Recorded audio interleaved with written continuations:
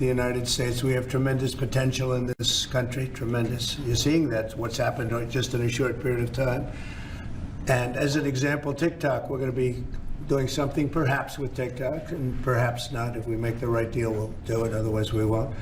But I have the right to do that, and we might put that in the sovereign wealth fund, whatever we make, or if we do a partnership with very wealthy people, a lot of options, but we could put that as an example in the fund, and we have a lot of other things that we could put in the fund. And I think in a short period of time, we'd have one of the biggest funds, and you know, some of them are pretty large, I must tell you. Some of the, like the Saudi Arabia fund is on the large side, but eventually we'll catch it. But we're going to create a lot of wealth for the fund, and I think it's about time that this country had a sovereign wealth fund. And these two gentlemen and some others are going to work with them very closely, and they'll be heading it up, and they're going to do a great job. Two highly respected people that have done unbelievably well in the world, in the real world. So that's a big deal, huh?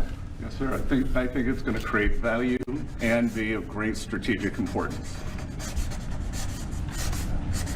Mr. President, why is it important for Elon Musk to have access to the payment systems at Treasury? Well, he's got access only to letting people go that he thinks are no good if we agree with him, and it's only if we agree with him. He's a very talented guy from the standpoint of management and costs, and we put him in charge of seeing what he can do with certain groups and certain numbers. Some of the numbers are horrible, what he's found. Think of it, $100 million on condoms to Hamas, and many other things that are frankly even more ridiculous. And they're finding tremendous waste, really waste, more than anything else, I think you could say. Probably fraud and abuse could be added to it, the more standard waste, fraud, and abuse. But they're finding tremendous amounts of really bad things, bad spending. You've been writing about some of it, frankly, and some of the things that they've been doing is just terrible. Elon can't do and won't do anything without our approval, and we'll give him the approval where appropriate. Where not appropriate, we won't. But he reports in, and it's something that he feels very strongly about, and I'm impressed because he's running, obviously, a big company. It has nothing to do, if there's a conflict, that we won't let him get near it. But he does have a good natural instinct. He's got a team of very talented people. We're trying to shrink government, and he can probably shrink it as well as anybody else, if not better. Where we think there's a conflict or there's a problem, we won't let him go near it. But he has some very good ideas, and we have a lot of very other talented people also. We're bringing in the most talented people in the world. By the way, we just unrelated, but we have two of the most talented people in the world, the legendary Rupert Murdoch and Larry Ellison. So they are two legends in business, publishing, and probably every other. Rupert is Larry pretty much in a class by himself, right? I mean, although you may have a couple of bucks more, I don't know, but Rupert is in a class by himself. He's an amazing guy, and Larry is Larry. Larry's one of the most serious players anywhere in the world. So it's an honor to have you. This has nothing to do with you people, but they're here, and I thought it would be appropriate. I'm sure you didn't recognize them.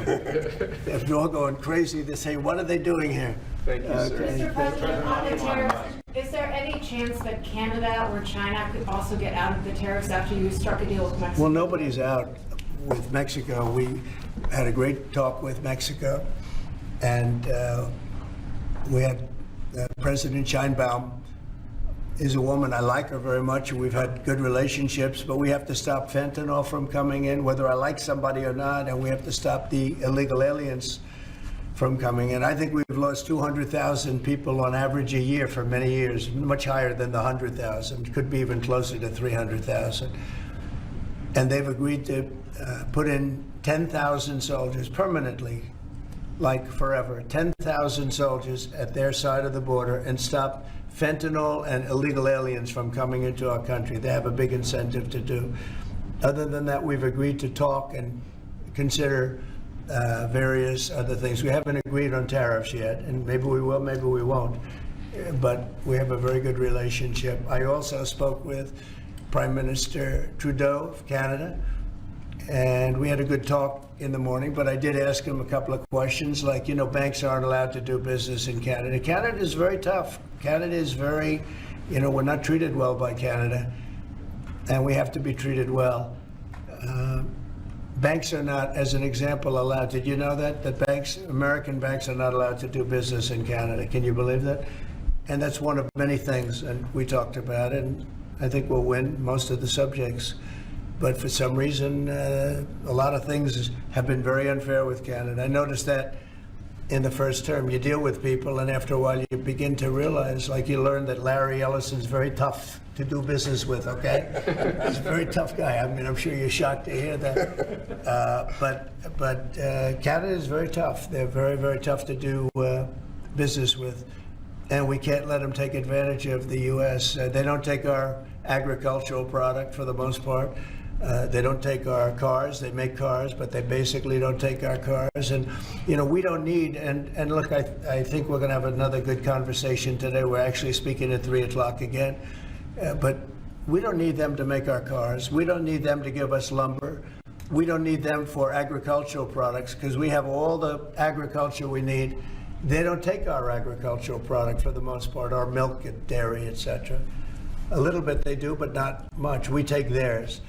And as far as cars are concerned, they took in a big percentage, almost 19% of the market.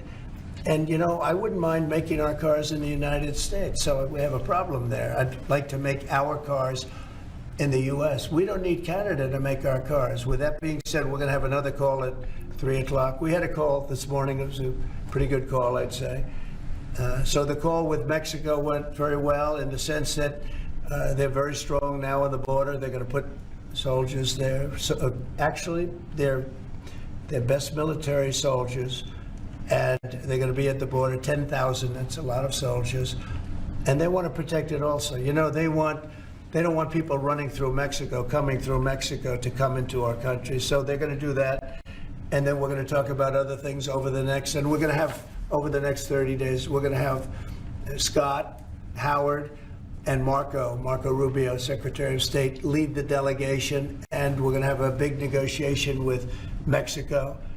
I'll be involved too, and President Sheinbaum will be involved to see whether or not we can work something out on the tariffs. What about China? China will be speaking to China probably over the next 24 hours. On fentanyl in China, President Trump. We don't want fentanyl coming into our country. Now, we had another big thing, speaking of China. China's involved with the Panama Canal. They won't be for long. And that's the way it has to be. Marco just got back, as you know. He's in the process of coming back. I guess he's almost back by now. And he had a very long conversation with the leader of Panama, the respected man, and some others, the entire leadership group.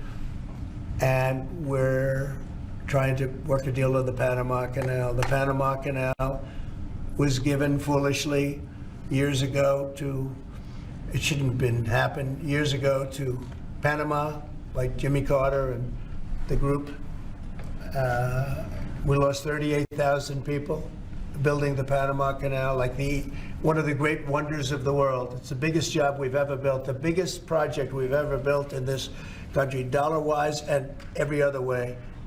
38,000 people died, Americans, all men, just about, laborers and construction people. They went to Panama. The mosquito got them.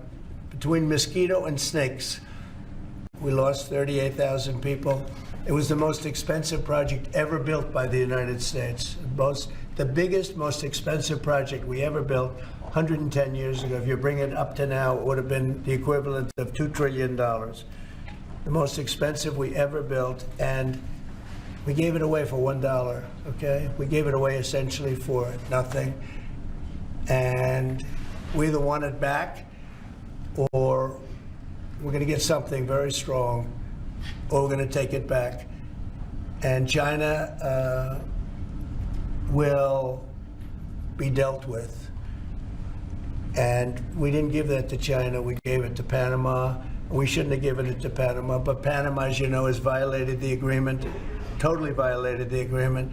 So that's in the process right now, but they did have a very good meeting with the head of Panama. In addition to tariffs on China, could you say your current thinking about whether China should be forced to pay reparations both for fentanyl deaths and the million COVID No, I deaths? haven't talked about that, but they do have tariffs. Honestly, nobody, the amount of money that was lost and most importantly, the lives lost because of COVID is not something that anybody could ever even imagine. It's probably $60 trillion, and all the countries in the world don't have $60 trillion. The amount of death and the amount of destruction and the amount of money lost is probably $60 trillion. I had it figured by people about 3 months ago. I was just said, figure it out. Nobody knows what the real number is, but it's almost an infinite number. The damage done, no, but I have not discussed that. What I have discussed is we'll have some good meetings with China. We have meetings planned, and we'll see what happens. But that was just an opening salvo. If we can't make a deal with China, then the tariffs will be very, very substantial.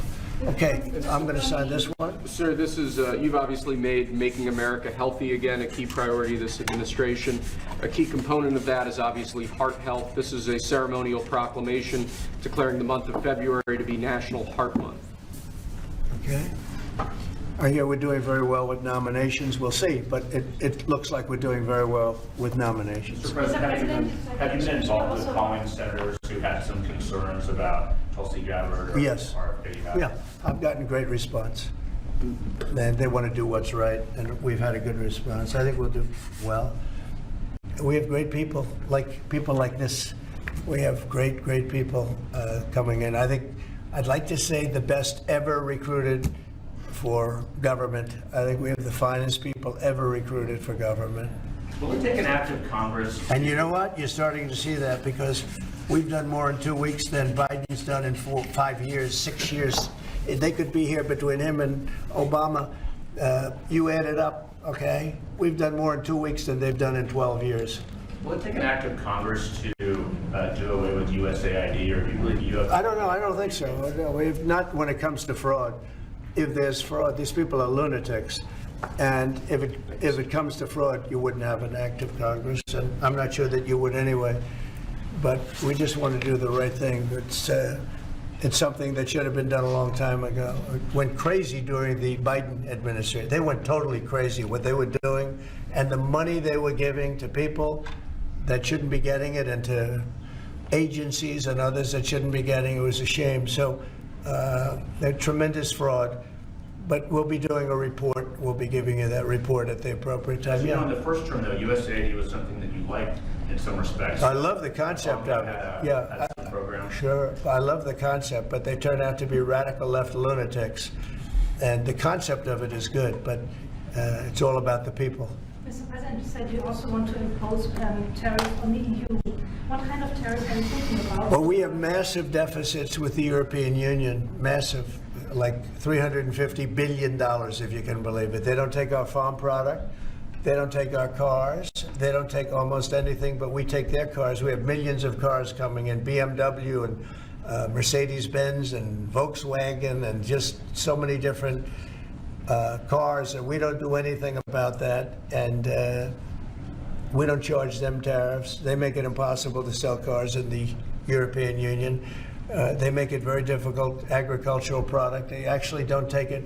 And they have a lot of excuses. Some of them are the pesticides and the different chemicals used. And Bobby Kennedy actually is looking at that very, very seriously, because maybe it's not necessary to use all of that. You know, we want to be the healthiest country, and we're not. We spend more money on food than anybody else in terms of its creation, but we're not the healthiest country. So maybe there is something to the fact that we shouldn't be using so much chemical, and maybe that'll stop. But Bobby Kennedy is the one, because he is not a believer in all of the things we have done, and neither are the Europeans. So we'll see what happens. But they use it as an excuse not to buy our product. And I asked a couple of the leaders, I don't want to use names, but how many Chevrolets or Fords do you see in the middle of Munich? And the answer is none, because they don't take any cars. They don't take anything. So the European has abused the United States for years, and they can't do that. And they want to make a deal. Let me tell you, in all cases, they all want to make deals. There's nobody that doesn't want to make deals. They've been abusers, and they want to make deals. So we'll see about that. But we'll have, I think, some very fair. All we want is a fair deal. And you know, there's a word, reciprocal. I'd go right now, reciprocal tariffs on everybody, because many of the countries that you feel so horrible about, the way they're being treated by Trump, you're saying, oh, President Trump is so terrible to them. Well, they charge us tariffs. European Union has a VAT tax, which is through the roof, okay? It's a similar thing, similar to a tariff. It's a VAT. And they have it, and it's numbers like you wouldn't believe. And Canada, I told you about the banks, and I told you they charge us. And people don't say that. They don't like to say it. Just like they don't like to say that I opened up the water for California. It's a great thing. It's too bad they didn't do it themselves. I had to do it, and it was not easy. We did it a very rough way. And I didn't like to do it a rough way. We shouldn't have to do it a rough way. But a lot of these countries that we're talking about, you know, they're so-called allies, but they don't treat us well. And just like I got $420 billion, and now it's actually over $600 billion, the Secretary General of NATO came in 2 weeks ago, and he said it was a miracle when Trump came in, when President Trump came into NATO, he said it was $636 billion. By saying to them, no, you have to pay. And if you don't pay, we're not going to be there for you. You know, somebody has to say it, and they paid. And it was a large amount of money. And one of the problems we have with the Russia-Ukraine situation is that we want to see some equalization, because we're in for close to $300 billion, and they're in for $200 billion less. Why are they in for less? Because Biden never asked them for money. He never said, you got to pay. He never did. All he did is hand out money. So we're talking with them right now, and we're actually working some deals right now. So we have some guarantees and some other things to keep that whole situation to go, really going. I mean, going. We're telling Ukraine they have very valuable rare earth. We want what we put up to go in terms of a guarantee. We want a guarantee. We're handing them money hand over fist. We're giving them equipment. European is not keeping up with us. They should equalize. And look, we have an ocean in between. They don't. It's more important for them than it is for us. But they're way below us in terms of money. And they should be paying at least equal. They should really be paying much more than us. But let's say equal to us. And they're billions and billions of dollars below. So we're looking to do a deal with Ukraine where they're going to secure what we're giving them with their rare earth and other things. Mr. President, in terms of the deal with Mexico this morning, was that partially related to the market reaction and a criticism from Mr. Murdoch's own newspaper? He called it the dumbest trade war on the editorial page on Saturday. I'm going to have to talk to him. I've been right over the Wall Street Journal many times, I will tell you that. I don't agree with him on some things. No, it's not only is it not dumb, you're going to see. Every single one of those countries is dying to make a deal. You know why? Because they're ripping us off really badly. And the United States is tired of just being ripped off. And that's why we have $36 trillion in debt. We have it for a reason, because we make bad deals with everybody. And we don't allow that anymore. So the Wall Street Journal is wrong, because very simply, every single country that you're writing about right now is dying to make a deal, because the deals they have right now are so good, and so good for them, and so profitable for them. You didn't know that Canada didn't allow our banks. You didn't know all of these different things. And I think in the end, you're going to see that either very, very substantial tariffs are going to be paid by them, or they're going to make some kind of a deal. Sir, or did Mexican President Sheinbaum? Did what? Did you blink this morning? There was no blinking. No, she's a wonderful woman, but she did agree to 10,000 soldiers on the border. I would say that's a lot. Would you say that's pretty good? 10,000 soldiers on the border? Sir, And the 10,000 soldiers are going to keep illegal aliens out, and they're going to keep them out, seriously out, and otherwise they're going to have a big penalty. Mexico's going to be penalized. They're not going to come through Mexico anymore, and they're not going to let the fentanyl come in from China. And China hopefully is going to stop sending us fentanyl, and if they're not, the tariffs are going to go substantially higher. Sir, just to clarify, when you said about Ukraine earlier, the rare earths, is that something you want them to give the rare earths to the United States? Yeah. Okay. I want to have security of rare earth. We're putting in hundreds of billions of dollars. They have great rare earth, and I want security of the rare earth. And they're willing to do it. Sir, you mentioned earlier that President, Elon on Musk- Canada, when you talk to Justin Trudeau again, is there anything he can give you at 3 p.m. when you talk again to also I don't secure know. a pause, I don't know. like you said with I Mexico? don't know. We have big deficits with Canada, like we do with all countries. I mean, I look at some of the deals made, I say, who the hell made these deals are so bad? But with Canada, I have a talk with him, and you maybe know or maybe not. We're going to meet again or talk again at 3 o'clock, Yeah. right after my next meeting, and we'll see what happens. I Anything can't on tell the you what's banks going to happen. You mentioned that he could agree to change your mind on the tariffs? Well, we can always, but look, what I'd like to see, Canada become our 51st state. We give them protection, military protection. We don't need them to build our cars. I'd rather see Detroit or South Carolina or any one of our, Tennessee, any one of our states build the cars. They could do it very easily. We don't need them for the cars. We don't need them for lumber. We don't need them for anything. We don't need them for energy. We have more energy than they do. We don't need them for energy. So I say, why are we doing this? Why are we willing to lose between $100 billion and $200 billion a year? We don't need them. As a state, it's different. As a state, it's much different. And there are no tariffs. So I'd love to see that, but some people say that would be a long shot. If people wanted to play the game right, it would be 100% certain that they'd become a state.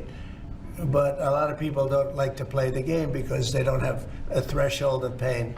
And there would be some pain, but not a lot. The pain would be really there. So we're going to meet again by phone at 3 o'clock, and we'll let you know. On Israel, President Trump, you're prepared to meet with Benjamin Netanyahu. Coming in tomorrow. Yes, you've mentioned in the past you're concerned about Israel being too small geographically. Would you support annexation of parts of the West Bank by Israel? Well, I'm not going to talk about that. It certainly is a small, it's a small country in terms of land. See this pen, this wonderful pen? My desk is the Middle East. And this pen, the top of the pen, that's Israel. That's not good, right? You know, it's a pretty big difference. I use that as an analogy. It's pretty accurate, actually. It's a pretty small piece of land. And it's amazing that they've been able to do what they've been able to do when you think about it. There's a lot of good, smart brain power, but it is a very small piece of land, no question about it. Mr. President, you said earlier that Elon Musk is doing everything with your say so. So is there everything that he has done thus far, going to all the agencies, shutting off access, getting access to federal payments, that all has yours?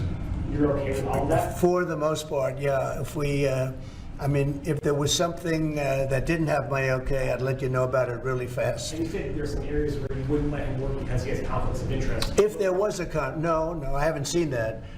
And he would know not to do it. So we haven't had that yet. But if there was a conflict, we would let him work in that There's area. earlier you said with regard to Panama that they were going to make a deal where the U.S. was going to take it. How long do they have to make that sort of deal? And are you still leaving on the table? We're going to meet with Panama on Friday at about 3:30 in the afternoon by phone, and maybe there'll be some representatives that, here or there. But we're going to be talking to Panama on Friday, essentially. And they've agreed to certain things, but I'm not happy with it. On the Middle East, Mr. President, if I may, do you still have doubts that the ceasefire will hold? On what? On the Middle East, do you think the ceasefire will hold? I have no assurances that it'll hold. I mean, I've seen people brutalized. Nobody's ever seen anything like it. No, I have no guarantees that the peace is going to hold. Steve, you might want to say something about that. Steve Woodcock. It's holding so far. So, and we're certainly hopeful, and that's the president's direction. get the hostages out and save lives and come to hopefully a peaceful settlement of it all. So far it's holding. Mr. President, on a different topic, questionnaires have been going out to FBI agents across the country who were involved potentially in the investigation. Do you believe anyone involved at any level should be fired, sir?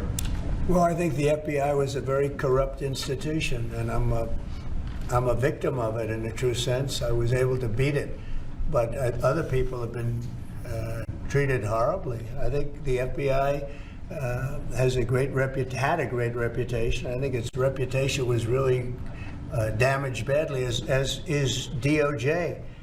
Now, look at what they've done in terms of weaponization. Look at what they've done to a political opponent. Probably got me elected by what they did, or I think I was doing well anyway, but they might have got me elected.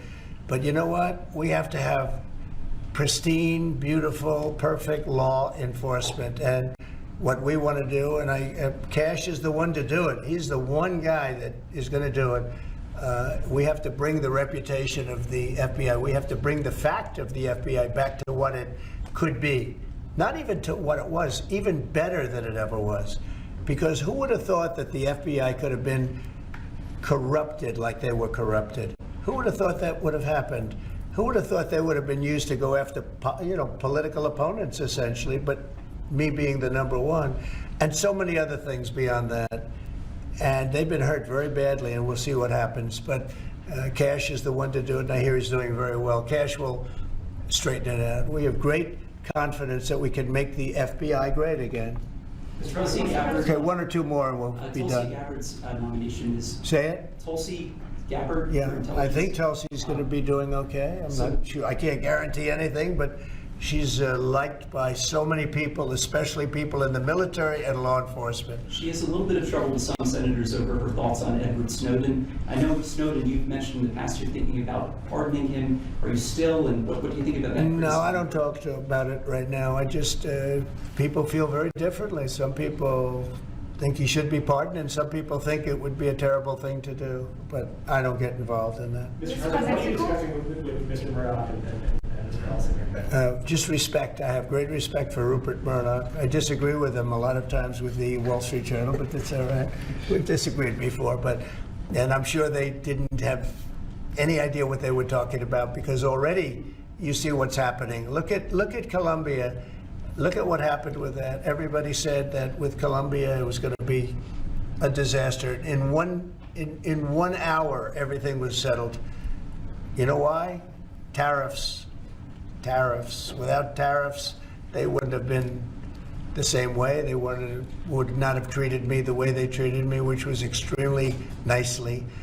And I don't want to use countries, I don't want to use names, but tariffs are very powerful, both economically and in getting everything else you want.